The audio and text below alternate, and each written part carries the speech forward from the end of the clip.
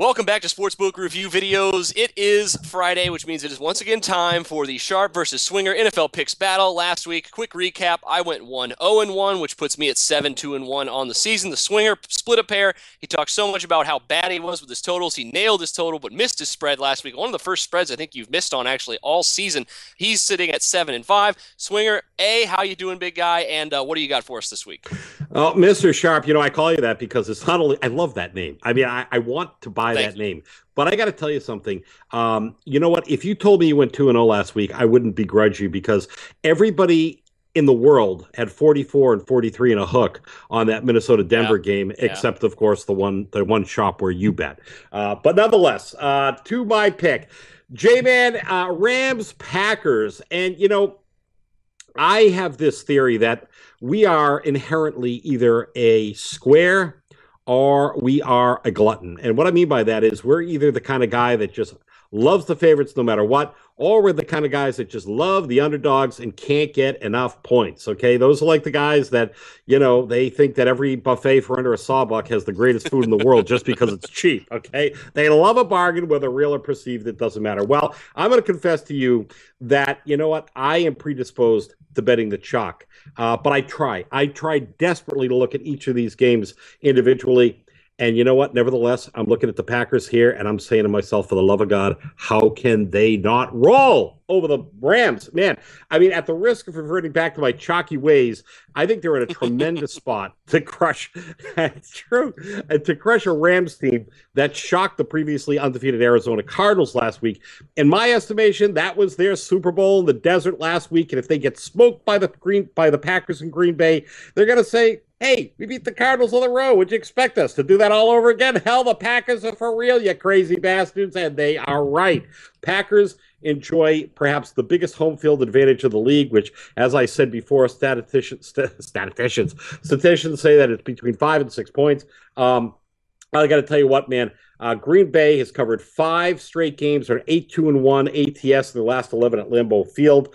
I think that they're just going to dominate. Of course, Todd Gurley, he looks like a real special talent, and I know they're going to run him until he wears out his cleats. But you know what? Once Rodgers starts connecting in the air and in the end zone, they're going to have to go to the air themselves. Let me give you a little stat here. Aaron Rodgers, an absolute freak of nature, as evidenced by his 48 touchdown passes against 0 interceptions over his last 18 games in Lambeau. I checked that. I couldn't believe that. Packers 8-1 ATS in their last 9 games in October. Rams are 2-6 in their last 8 games following a straight-up win. Packers minus 8.5. They roll by a couple touchdowns all day long.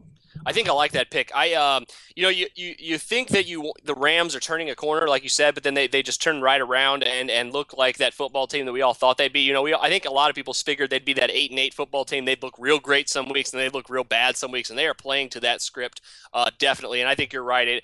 If this game was in St. Louis, I would feel a lot different about it. The line would obviously be a lot less as well. But at Lambeau, I think the Packers, you're still getting 8.5 at a couple of shops here, whereas the other one's sitting at 9 and 10. Yeah, I think that's definitely a good value. I'm going a little opposite direction this week, though.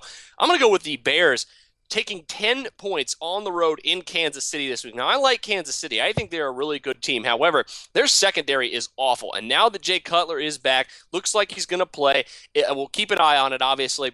But this team, he is going to try to thread the ball into these tight windows whenever he can in this game. And with the Chiefs giving up 300-plus passing yards per game and 11 touchdowns through the air through 4 weeks, I would not be surprised if we see a little Jay Cutler backdoor cover in this game at 10 points where you're getting it here in Kansas City. As long as that Bears offensive line can hold up, which I think is going to be probably the biggest factor in this game against that Kansas City front seven. But the Bears offensive line has been playing a little bit better. They've actually been able to stop the run a little bit better this year. Their secondary is atrocious, but they've actually not been that bad against the run, so I don't expect Jamal Charles to just kill them for 4 touchdowns on the ground.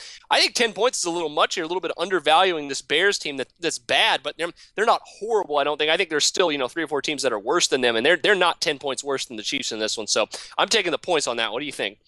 Yeah, I went back and forth. I vacillated, if you will. Arrowhead is, traditionally just been a real tough venue to play. I mean, Denver beat them 31-24 earlier in the year, but that was by the grace of God. Chicago, someone said don't ever throw good money after bad teams, and Chicago is just a bad team. Granted, Casey's just got a horrendous secondary, but that game is an absolute pass for me.